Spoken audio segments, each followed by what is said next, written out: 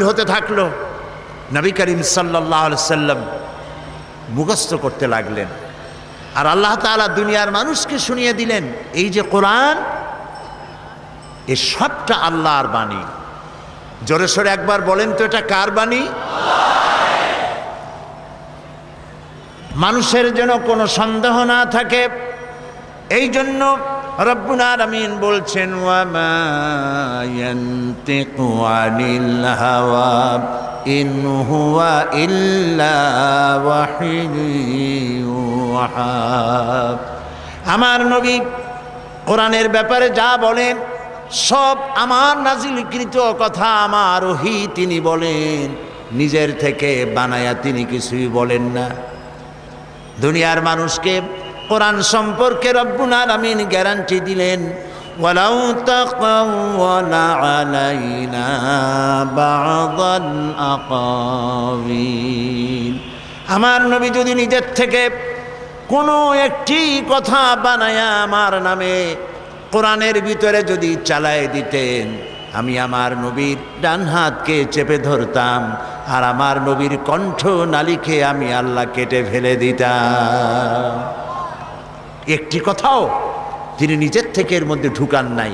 এর মধ্যে যত কথা, সব কথাগুলি কার? সবাই বলুন, আল্লাহ তাআলার বাণী দিয়ে ভরা। আল্লাহ তাআলা বলছেন এর উপর থেকে, এর নিচের থেকে, এর ডান দিক থেকে, এর বাম দিক থেকে শয়তানের বাতিলের প্রবেশের কোনো অধিকার নাই। মানুষের যেন কোনো সন্দেহ না থাকে, এই জন্য রব্বুল আলামিন বলছেন ওয়া মা ইয়ানতিকু আনিল হাওয়া ইন হুয়া ইল্লা ওয়াহিয়ুন ইউহা। আমার নবী কোরআনের ব্যাপারে যা বলেন সব আমার নাজিলকৃত কথা, আমার ওহী তিনি বলেন, নিজের থেকে বানায়া তিনি কিছুই বলেন না। দুনিয়ার মানুষকে কোরআন সম্পর্কে রব্বুল আলামিন গ্যারান্টি দিলেন, ওয়ালাউ তাকাওয়ালা আলাইনা বা'দাল আকাওয়িল।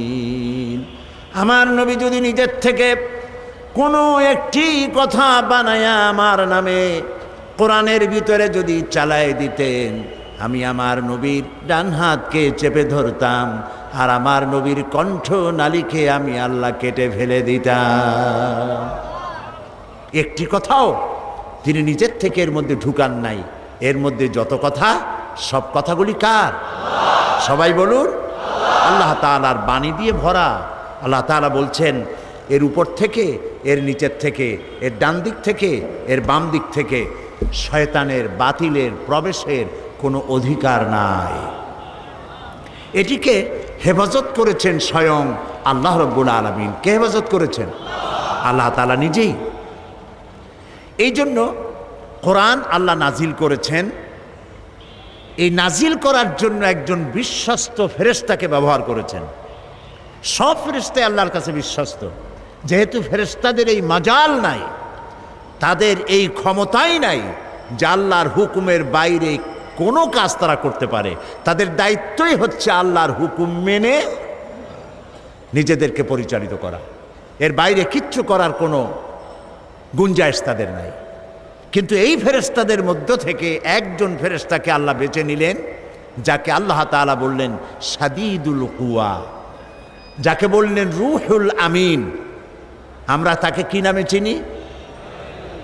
মাশাআল্লাহ, আপনারা সবাই জানেন তার নাম হযরতে জিবরাইল আলাইহিস সালাম। তিনি হলেন আল্লাহ তাআলার জেনুইন, অথেন্টিক, স্পেশাল মেসেঞ্জার। সমস্ত নবীর কাছে এই ওহী পাঠাবার জন্য আল্লাহ তাকে ব্যবহার করেছেন। এই কোরআন সবটা হলো ওহী। এই কোরআনের মধ্যে সবটা কি? ওহী। এখন ওহী কি জিনিস সেটা আমাদেরকে বুঝতে হবে। ওহী শব্দের অর্থ হলো ইশারা করা, কোনো জিনিসের ভাব উদ্রেক করে দেওয়া, মনের মধ্যে কোনো ভাবের উদ্রেক করে দেওয়া, ইশারা করে দেওয়া। এখন এই ওহী কয়েক প্রকার হয়ে থাকে। এই ওহীর কথা কোরআন শরীফে বলা হয়েছে মৌমাছির কাছেও আল্লাহ ওহী করেছেন, আবার মুসা আলাইহিস সালামের মায়ের কাছেও ওহী করেছেন। তো মৌমাছির কাছে যে ওহী আল্লাহ করেছেন সেখানে কি জিবরাইল এসেছিল? মুসা আলাইহিস সালামের মায়ের কাছে যখন ওহী করেছিলেন তখন কি জিবরাইল এসেছিলেন? ওই ওহী কি ধরনের? আর নবীদের কাছে যখন ওহী হয় সেই ওহী বা কি ধরনের? আসুন কোরআন থেকেই জানি। মৌমাছি সম্পর্কে আল্লাহ তাআলা বলেন, وَأَوْحَى رَبُّكَ إِلَى النَّحْلِ أَنِ اتَّخِذِي مِنَ الْجِبَالِ بُيُوتًا। তোমার রব মধুমক্ষিকাকে ওহী করলেন যে পাহাড়ে, বিল্ডিংয়ে, গাছে বাসা বানাও, ঘর বানাও, মৌচাক বানাও। এই যে ওহী করলেন, এখানে জিবরাইল আসে নাই। বিষয়টা হলো মৌমাছির মনের মধ্যে, মৌমাছির মন আছে কিনা? মন আছে কিনা?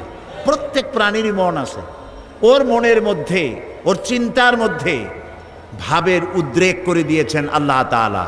সেই ভাবের উদ্রেকেই সে গাছে মৌচাক বেঁধেছে, বিল্ডিংয়ের কার্নিশে বেঁধেছে, আবার পাহাড়েও এই মৌচাক বেঁধেছে। এটা হলো এই রকম। এই ওহীর অর্থ হচ্ছে ইশারা করে দেওয়া, ভাবের উদ্রেক করে দেওয়া। আবার মুসা আলাইহিস সালামের মা সম্পর্কে আল্লাহ তাআলা বলছেন, ইয আওহাইনা ইলা উম্মিকা মা ইউহা। মুসা আলাইহিস সালামকে বলছেন, স্মরণ করো সেই সময়ের কথা যখন তোমার মাকে ওহী করা হয়েছিল। সেটা হলো ফেরাউন বলেছিল যে আমার এই দেশে যত নারীরা গর্ভবতী হবে পাহারা লাগাও, এদের মধ্যে যে সমস্ত কন্যা সন্তান প্রসব করবে তাদেরকে বাঁচিয়ে রাখো, আর যত পুত্র সন্তান হবে সবগুলিকে মেরে ফেলো, যাতে মুসা আলাইহিস সালাম আসতে না পারে। কিন্তু এইখানে কার কথা উঁচায় থাকলো? ফেরাউনের কথা না আল্লাহর কথা? কালেমাতুল্লাহি হিয়াল আউলিয়া। এখন আল্লাহ তো মুসা পাঠাবেন, ফেরাউন মুসা আসতে দেবে না। ইচ্ছা পূরণ হবে কার? এই 4-5 জনে কইলে হয় নাকি? জোরে জোরে কন্যা কার? আল্লাহ তাআলার ইচ্ছা পূরণ হবে। মুসা আলাইহিস সালামের মায়ের পেটে মুসা আলাইহিস সালাম এলেন। আল্লাহ তাআলা বলছেন আমি তাকে ওহী করলাম। তার মানে হলো যখন মুসাকে তিনি প্রসব করবেন, মুসা আলাইহিস সালামকে, তখন মুসা আলাইহিস সালামের মায়ের মনের মধ্যে ভাবের উদ্রেক করে দিলেন আল্লাহ তাআলা এভাবে, সন্তান প্রসব করেই তাকে একটি বাক্সের ভিতরে আটকাইয়া নদীর ভিতরে ছেড়ে দাও। এখানে জিবরাইল আলাইহিস সালাম আসে নাই। সুতরাং এই সব ব্যাপারে যত ওহীর কথা হয় বুঝতে হবে ভাবের উদ্রেক করে দেওয়া, ইশারা করা। কিন্তু এই ওহী যখন কোনো নবীর প্রতি ওহী করা হয়, বলা হয়, তখন বুঝতে হবে সেখানে এসেছিলেন কে? জিবরাইল আলাইহিস সালাম। এই কথাটি আল্লাহ তাআলা কোরআনে কারীমের মধ্যে বলছেন, ইন্না আওহাইনা ইলাইকা কামা আওহাইনা ইলা নূহিন ওয়ান নাবিয়্যিনা মিন বা'দিহি। নিশ্চয়ই আমি আপনার প্রতি ওহী নাজিল করেছি, এবং এই ওহী শুধু আপনাকে দিয়ে শুরু করি নাই, এই ওহী নাজিল করেছি আপনার প্রতি যেমন করে নাজিল করেছিলাম নূহ আলাইহিস সালামের প্রতি এবং তার পরবর্তী সমস্ত নবীদের উপরে। ওয়া আওহাইনা ইলা ইব্রাহিমা ওয়া ইসমাঈলা ওয়া ইসহাকা ওয়া ইয়াকুবা ওয়াল আসবাত। এবং এইভাবে করে ইব্রাহিম, ইসমাঈল, ইসহাক, ইয়াকুব আলাইহিমুস সালাম এবং তার আওলাদদের প্রতি যত নবী হয়েছে প্রত্যেক নবীর কাছে আমি ওহী পাঠাইছি জিবরাইলের মাধ্যমে। আচ্ছা, জিবরাইলকে না দিয়া আল্লাহ তাআলা নিজে বললে অসুবিধা কি হইতো? প্রশ্ন উঠতে পারে। সে প্রশ্নের জবাব আল্লাহ দিচ্ছেন, ওয়ামা কানা লিবাশারিন আন ইউকাল্লিমাহুল্লাহু ইল্লা ওয়াহইয়ান আও মিন ওয়ারাই হিজাবিন আও ইউরসিলা রাসূলান ফায়ুহি বিইذনিহি মা ইয়াশা।